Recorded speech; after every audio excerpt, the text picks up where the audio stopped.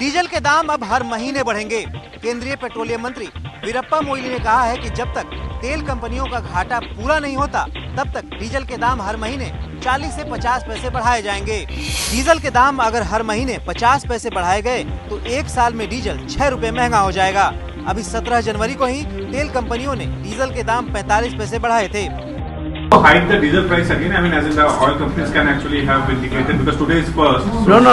It is every month. They have been given until further orders. Right. The OMCs, they can increase it from 40 to 50 paise. 40 to 50 paise.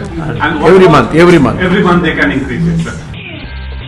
Delhi वालों को आज बिजली का तगड़ा झटका लगा है। दिल्ली में बिजली के दामों में 3% की बढ़ोतरी आज से लागू हो गई है। दिल्ली में बिजली का वितरण करने वाली कंपनियों की खातिर दिल्ली बिजली नियामक आयोग ने आपकी जेब पर बोझ डाला है। आयोग ने तय किया है कि दिल्ली में जिन घरों में BSES राजधानी पावर लिमिटेड और BSES यमुना पावर लिमिटेड के जरिए बिजली पहुंचती है, उन्हें अब बिजली के लिए 3% ज्यादा कीमत चुकानी पड़ेगी। जो लोग Tata power Delhi distribution limited के ग्राहक हैं, उन्हें बिजली मौजूदा दर से 1.5% महंगी मिलेगी। बिजली की आज से बड़ी दरें अगले 3 महीनों के लिए लागू मानी जाएंगी। उसके बाद DERC यानी दिल्ली बिजली नियामक आयोग फिर से इसकी समीक्षा करेगा। DERC ने ये बढ़ोतरी 7 महीने बाद की है। 7 महीने पहले घरेलू उपभोक्ताओं के लिए बिजली 26% महंगी की गई थी।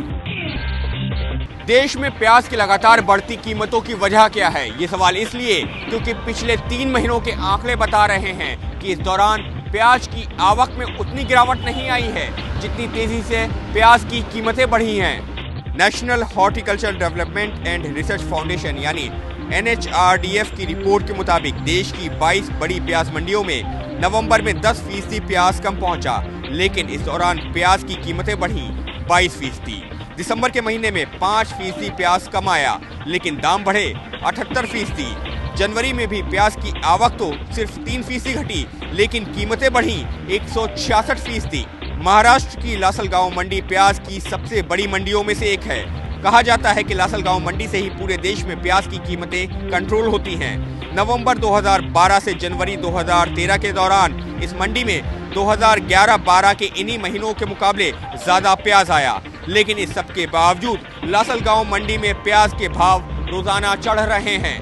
NHRDF के आंकड़ों के मुताबिक मौजूदा सीजन में प्याज की बुआई का रकबा करीबन 18% तक घटा है, लेकिन बेहतर मौसम के चलते इस साल का उत्पादन भी पिछले साल के बराबर होने की उम्मीद जताई जा रही है। जनता प्याज के बढ़े हुए दामों को लेकर परेशान है, लेकिन केंद्र और दिल्ली की सरकारें अपना अपना पल्ला झाड़ने में लगी हैं। केंद्रीय कृषि मंत्री शरद पवार ने कहा कि बढ़े हुए दामों के लिए केंद्र जिम्मेदार नहीं है, दाम स्थानीय कारणों के चलते बढ़ रहे हैं। ट्रांसपोर्ट कमीशन ये सब पकड़ने के बाद जो किसानों को 1600 रुपये मिलते हैं, वही प्याज यहाँ 25 रुपये या 25 रुपये को मिलेगा। तो इसमें कुछ न कुछ रिटेल में गड़बड़ है, यहाँ भी देखने की आवश्यकता है। और जहाँ तक तेज से सफल होने की बात है, वहाँ हमारा ध्यान है और हम जल्दी से जल्दी डिटेल रिपोर्ट लेके शीला जी का जो सुझाव है इस पर अंतिम निर्णय लेंगे। दिल्ली की मुख्यमंत्री शीला दीक्षित ने इस मुद्दे पर कल शरद पवार को चिट्ठी लिखी थी और साथ ही ये गुजारिश भी की थी कि बढ़ते हुए दामों के मद्देनजर प्याज के निर्यात पर रोक लगाई जाए। समाजसेवी अन्ना हजारे ने कैबिनेट में पास लोकपाल बिल पर तीखी प्रतिक्रिया जाहिर की है। अन्ना हजारे का कहना है कि जिस रूप में लोकपाल बिल पास किया गया है वो देश के लोगों के साथ धोखा है। पंतप्रधान जी ने लिखकर दिया था, लेकिन फिर भी सब लोग संसद के इकट्ठा आ गए और ये जन लोकपाल बिल नहीं लाना। तो सब देशवासियों ने भी टीवी पर देखा कौन कौन क्या क्या बोले हैं।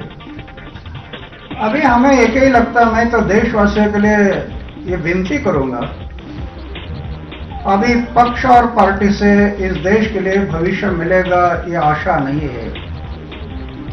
अभी देश की जनता ने अपना ही प्रतिनिधि जो चारित्र्यशील प्रतिनिधि है उसको जब तक नहीं भेजेंगे, संसद में जब तक अच्छे लोग नहीं जाएंगे, चारित्र्यशील लोग नहीं जाएंगे, तब तक जन लोकपाल नहीं आएगा।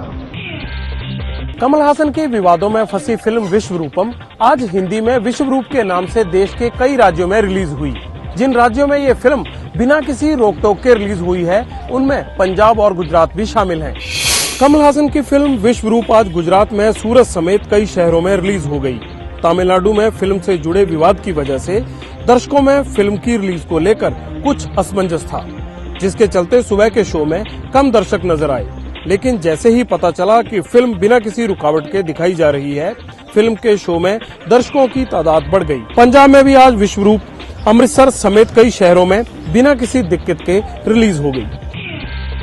कमल हसन की फिल्म विश्वरूपम पूरे देश में रिलीज हुई है, सिवाय तमिलनाडु के। हालांकि तमिलनाडु सरकार ने कल ही इस फिल्म के रिलीज होने का रास्ता साफ होने के संकेत दिए थे और अब कमल हसन की तरफ से भी ये कहा जा रहा है कि अब इस फिल्म के रिलीज होने में वो देरी होने देना नहीं चाहते। इसीलिए अब कमल हसन मुस्लिम संगठनों के साथ बातचीत कर इस फिल्म को रिलीज होने के लिए तैयार कर रहे हैं। अब बैठक तमिलनाडु के सेक्रेटेरिएट में हो रही है। शाम में 6 बजे बैठक होगी। हालांकि सुबह में एक दौर की बैठक हुई है और मुस्लिम संगठनों ने ये कहा है कि वो तैयार है, इस फिल्म की रिलीज के लिए तैयार है, क्योंकि उनका ये कहना है कि अगर कमल हसन उनकी बात मान लेते हैं तो उन्हें फिल्म के रिलीज होने पर कोई एतराज नहीं। तो इसको लेकर कमल हसन के भाई चंद्र हसन और मुस्लिम संगठन सेक्रेटेरिएट में एक दौर की बात कर चुके हैं।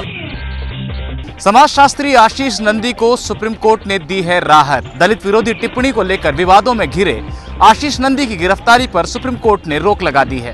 जयपुर साहित्य सम्मेलन में दलित और पिछड़े वर्ग के लोगों को ज्यादा भ्रष्ट बताने वाली टिप्पणी को लेकर विवादों में घिरे आशीष नंदी के खिलाफ जयपुर में एफआईआर दर्ज कराई गई थी, जिसे आशीष नंदी रद्द कराना चाहते हैं। सुप्रीम कोर्ट ने इस बारे में केंद्र सरकार और राजस्थान सरकार को नोटिस जारी किया है। नंदी के खिलाफ छत्तीसगढ़, बिहार और महाराष्ट्र में भी एफआईआर दर्ज कराए गए। इन्हें लेकर इन तीनों राज्यों को भी नोटिस जारी किया गया है। सुनवाई के दौरान नंदी के वकील ने बार बार सुप्रीम कोर्ट को यह समझाने की कोशिश की कि नंदी असल में दलित वर्ग के हित में ही बोल रहे थे, लेकिन उनकी बात को गलत ढंग से लिया गया। सुप्रीम कोर्ट ने नंदी को राहत तो जरूर दी, लेकिन उनकी टिप्पणी के लिए उन्हें आड़े हाथों भी लिया। सुप्रीम कोर्ट ने कहा कि किसी भी व्यक्ति को अपनी बात जिम्मेदारी के साथ कहनी चाहिए।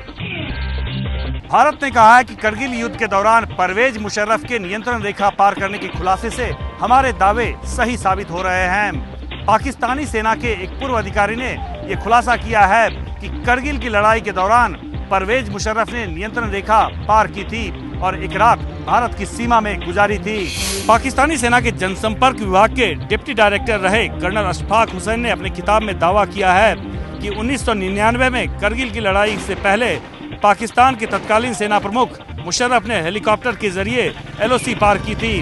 कर्नल हुसैन के इस खुलासे पर भारतीय विदेश मंत्रालय के प्रवक्ता ने कहा है कि हम इस बहस पर नजर बनाए हुए हैं, लेकिन इसमें हिस्सा नहीं लेते।